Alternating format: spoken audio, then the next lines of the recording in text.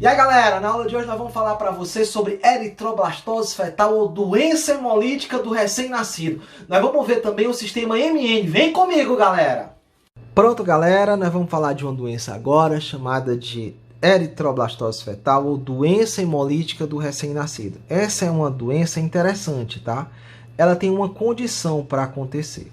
A condição é que o pai seja RH positivo e a mãe ela tem que ser RH negativo. Mas não é só isso não, tá? A condição é que a mãe ela tenha um filho, ela esteja grávida de um menino RH positivo. Vamos lembrar um pouco como é o genótipo desse pessoal, tá? Se a mãe é RH negativo, com certeza a mãe é o quê? A mãe é Rzinho, Rzinho. Se o pai é RH positivo, o pai é Rzão alguma coisa. Mas essa criança que vai nascer, ela é RH positiva, então ela tem um Rzão que obrigatoriamente veio do pai e da mãe só pode ter vindo o Rzinho. Qual é o problema dessa doença? Vamos ver. A criança, ela acaba sendo RH positivo. Como uma criança que é RH positivo, as hemácias dessa criança apresentam o aglutinógeno. Que é aglutinógeno? Aglutinógeno R. Show de bola! A mãe que é RH negativo, tá aqui, ó. A mãe é RH negativo, ela não apresenta as aglutininas. Os anticorpos, eles ainda não estão prontos. Lembram? Olha o que vai acontecer. Bom, a mãe não sabe se ela tem esse RH negativo.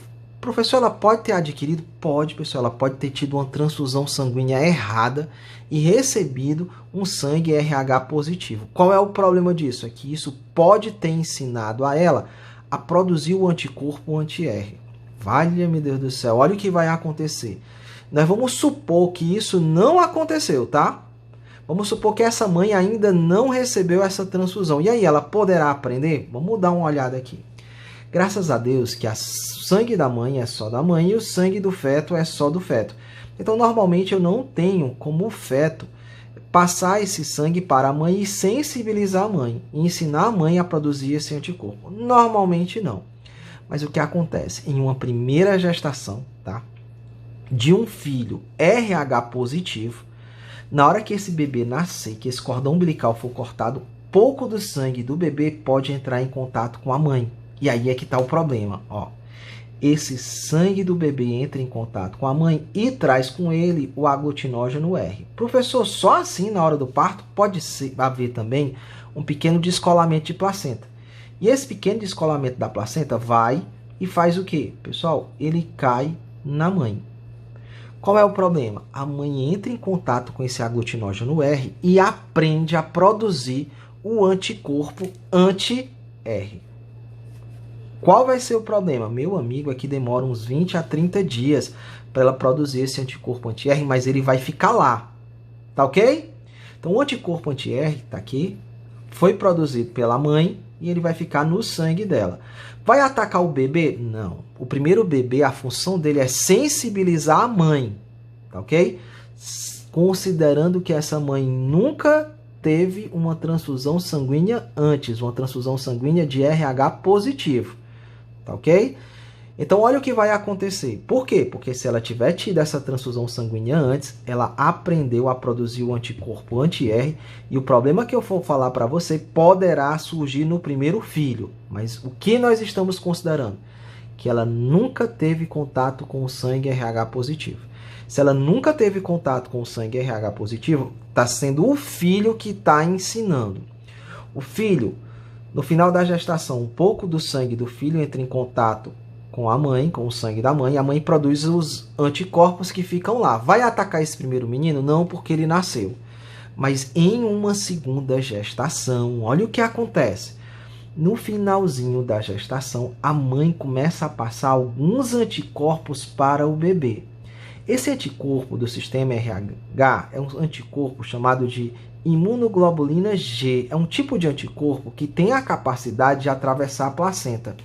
E olha o que acontece. Ele atravessa a placenta, o anticorpo, e reage, pessoal, com os aglutinógenos do bebê, com a hemácia do bebê.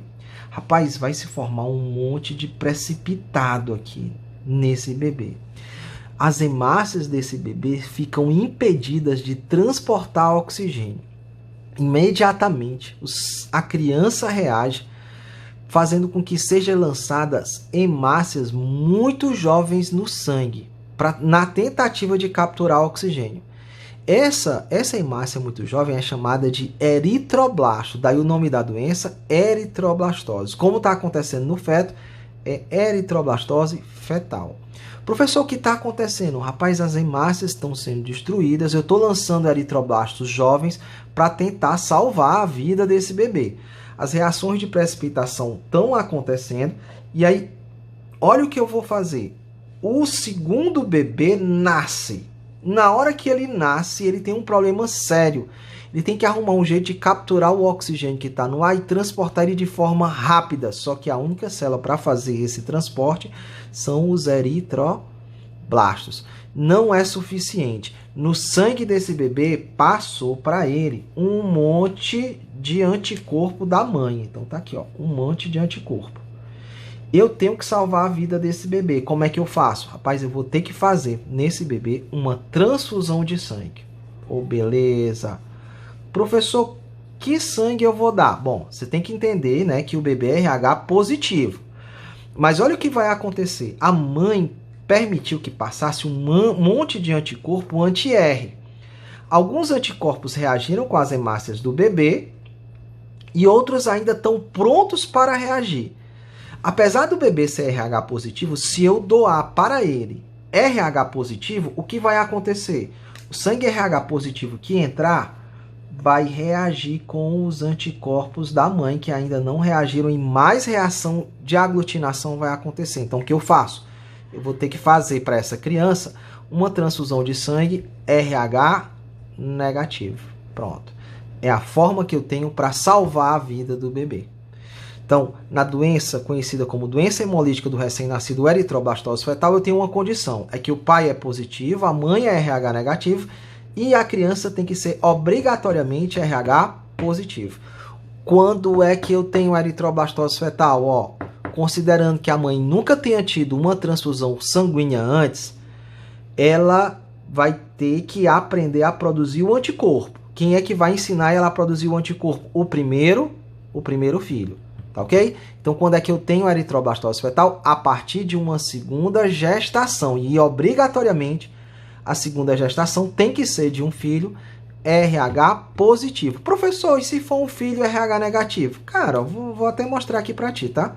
Se for um menino RH negativo, não vai ter problema nenhum, porque ele não tem um aglutinógeno.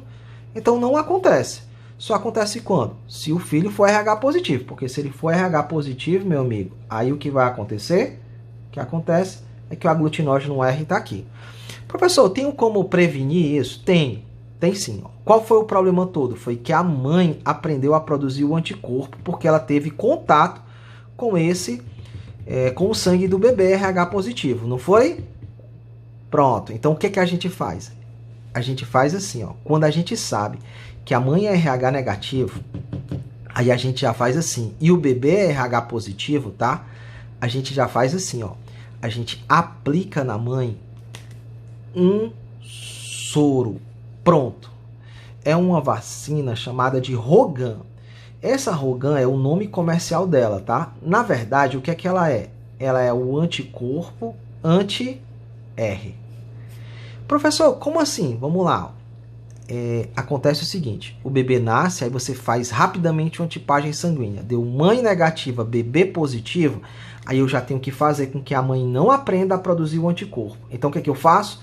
Eu dou já um remédio que é nada mais, nada menos do que um anticorpo anti-R pronto. Aí o que é que esse anticorpo vai fazer? Ó? Você lembra que o sangue ia sensibilizar? O anticorpo pronto, ele já vai lá e destrói o sangue do bebê, neutraliza o sangue do bebê que passou para a mãe. Rapaz, ele neutraliza de uma forma tão rápida, mas tão rápida, que a mãe ela não aprende a produzir os anticorpos anti-R. E o que vai acontecer? Eu acabo salvando a vida dos bebês que vêm em seguida. Porque eu evito que a mãe aprenda a produzir o anticorpo anti-R, que ela se torne sensível a filhos RH positivos. Tá ok, galera? Então, vamos continuar agora com grupos sanguíneos ainda, tá? Bora lá! Bom, galera, então vamos para o último grupo sanguíneo, tá? Que é o sistema MN. Em 1927, Landstein e Levine, tá, descobriram mais outros 2 aglutinógenos nas hemácias. Bora lá! O que acontece? Estudando as hemácias dos indivíduos, vou representar elas aqui, tá? Eles descobriram 2 outros tipos de aglutinógeno. O aglutinógeno que foi batizado de aglutinógeno M, presente aqui nas hemácias, o aglutinógeno batizado de N, tá? Eles observaram que algumas pessoas tinham os 2, tá? Os 2 aglutinógenos, tanto o M quanto o N. E aí olha o que aconteceu. Eles disseram o seguinte, tá? O indivíduo que apresentava o aglutinógeno M, ele foi batizado como pertencente ao tipo sanguíneo M. Esse era o fenótipo dele. Quem apresentava o aglutinógeno N foi batizado como pertencente ao tipo sanguíneo N. E aquele que apresentava tanto o aglutinógeno M quanto o N em suas hemácias foi batizado como pertencente ao tipo sanguíneo MN. Olha o que ele descobriu. Ele acabou descobrindo que existia um gene M e N que determinava essas características. Então a gente representa ele assim, ó. L em homenagem ao Landstein, M referente ao tipo sanguíneo. LM determina que o indivíduo seja do tipo sanguíneo M. LN determina que o indivíduo seja do tipo sanguíneo N. E olha o que vai acontecer, tá? E se o cara for MN? Aí ele tem os 2 genes, tanto o LM quanto ele tem o LN. Então olha o que a gente descobriu, pessoal. É que os 2 genes, tanto o M quanto o N, o LM quanto o LN, dão a sua contribuição. Então, qual a relação que eu tenho aqui? É uma relação de codominância. Professor, por que não é herança intermediária? Porque, pessoal, cada gene está dando a sua contribuição e se manifestando. Ele aparece. Então, o cara acaba sendo do grupo sanguíneo LM, ele acaba sendo do grupo sanguíneo M e do grupo sanguíneo N ao mesmo tempo. Olha os genótipos, então. Para o cara ser do tipo sanguíneo M, qual o genótipo dele? LM, LN. Do tipo sanguíneo N, LN, LN. E do tipo sanguíneo MN? Aí ele é LM, LN. Professor, aquelas relações de aglutinação. Bom, aqui no grupo sanguíneo, dos tipo MN, a gente não vai levar ela em consideração, visto que aquela reação de aglutinação ela não é tão violenta de modo a impedir uma transfusão sanguínea, como acontece no sistema ABO e no sistema RH. Então, olha o que eu vou te dizer. Quando a gente vai fazer uma transfusão sanguínea, a gente faz aquelas análises, tá? Principalmente para o sistema ABO e o sistema RH, porque elas provocam reações de aglutinação bastante violentas. Aqui não. Bom, pessoal, nas próximas aulas nós vamos resolver as nossas listas de exercícios que eu passei para vocês, tá? Espero que vocês tenham gostado da nossa aula de grupos sanguíneos e até a próxima aula, tá? Tchau, tchau, galera. Galera, vamos encerrar essa aula por aqui hoje, mas não perde a continuação. Tchau, tchau, galera!